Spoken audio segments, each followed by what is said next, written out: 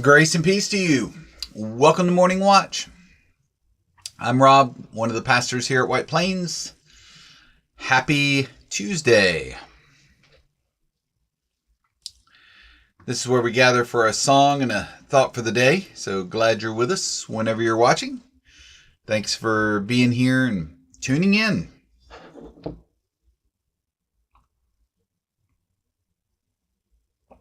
Good morning, Emma. Well, let's begin our time together by going to God in prayer.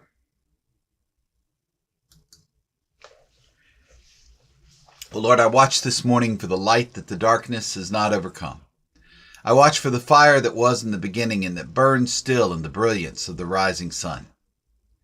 I watch for the glow of life that gleams in the growing earth and glistens in sea and sky.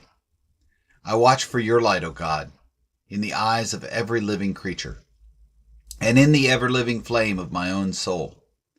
If the grace of seeing were mine this day, I would glimpse you in all that lives. Grant me the grace of seeing this day. Grant me the grace of seeing. Amen and amen. Morning, Faye.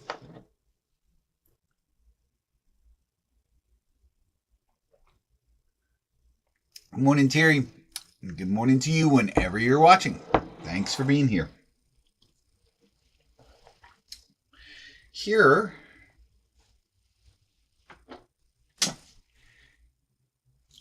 is a song of sort of quiet peace. It goes well, I think, with today's reading.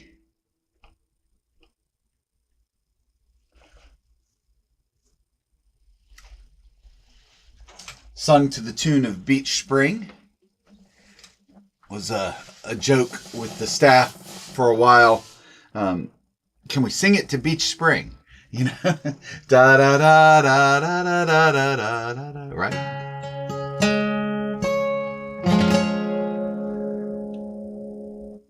Here you go.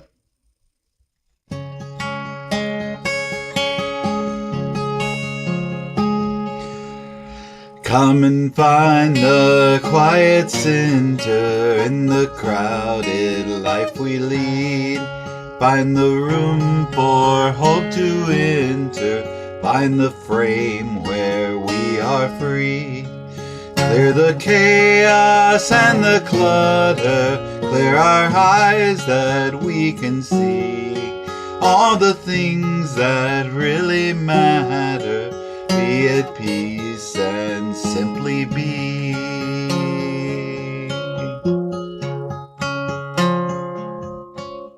Silence is a friend who claims us, cools the heat and slows the pace. God it is who speaks and names us, knows our being and touches grace, touches base. Making space within our thinking, lifting shades to show the sun, raising courage when we're shrinking, finding hope for faith begun.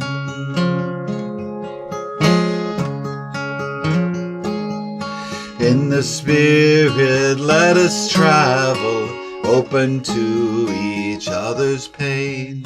Let our loves and fears unravel, celebrate the space we gain. There's a place for deepest dreaming, there's a time for heart to care. In the Spirit's lively scheming, there is always room to spare.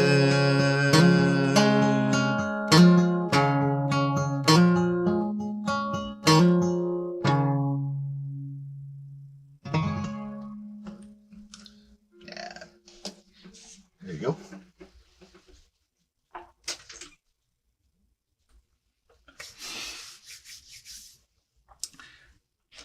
Morning, Florida. Morning, Kenna.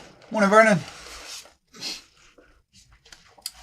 Yeah, I thought that went well with today's reading. It's from the 1950s series, the original series of this, I believe, by Helen Hayes. The First Lady of the theater, right? Helen Hayes. And it's entitled A Morning Prayer in a Little Church. A Morning Prayer in a Little Church. She writes, once years ago, I got into a dogfight. I was wheeling a baby carriage, my pet Cocker Spaniel trotting beside me, and without warning, 3 dogs, an Afghan, a Saint Bernard, and a Dalmatian, pounced on the Cocker Spaniel and started tearing him to pieces. I shrieked for help. 2 men in a car stopped, looked, and drove on. When I saw that, I was so infuriated that I waded in and stopped the fight myself. My theatrical training never stood me in better stead. My shouts were so authoritative, my gestures so arresting, that I commanded the situation like a lion tamer, and the dogs finally slunk away. Looking back, I think I acted less in anger than from a realization that I was on my own, that if anybody was going to help me out at that moment, it had to be myself. Life seems to be a series of crises that have to be faced. In summoning the strength to face them, though, I once fooled myself into an exaggerated regard of my own importance. I felt very independent. I was only distantly aware of other people.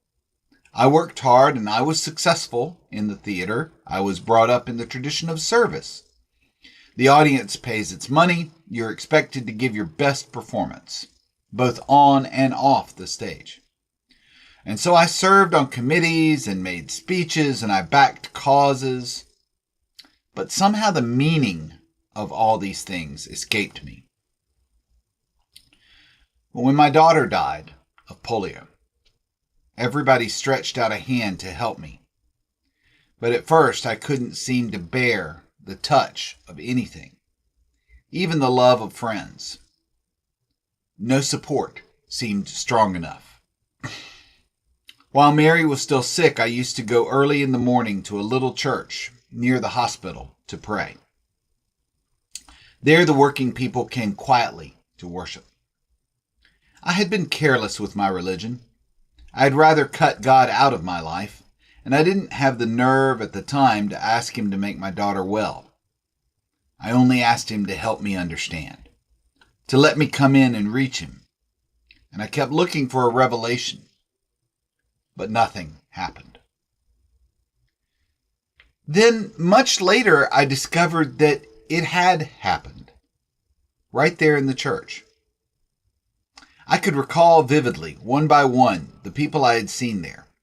The solemn laborers with tired looks, the old women with gnarled hands. Life had knocked them around, but for a brief moment, they were being refreshed by an ennobling experience. It seemed as they prayed, their worn faces lighted up, and they became the very vessels of God. Here was my revelation. Suddenly I realized I was one of them. In my need, I gained strength from the knowledge that they too had needs, and I felt an interdependence with them. I was learning the meaning of love thy neighbor. Truths as old and as simple as this began to light up for me, like the faces of the men and women in the little church. When I read the Bible now, I take the teachings of men like Jesus and David and St. Paul as the helpful advice of trusted friends about how to live. They understand that life is full of complications and often heavy blows. They're showing me the wisest way through it. I must help myself, yes, but I am not such a self-contained unit that I can live aloof unto myself. That was the meaning that had been missing before. The realization that I was a living part of God's world of people.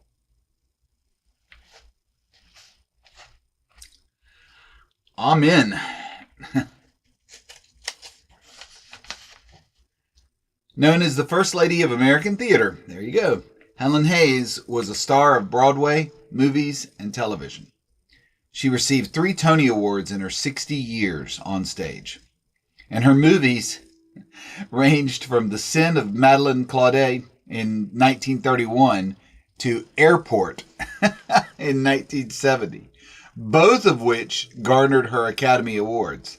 I did not realize she won an Academy Award for Airport. How about that? All right.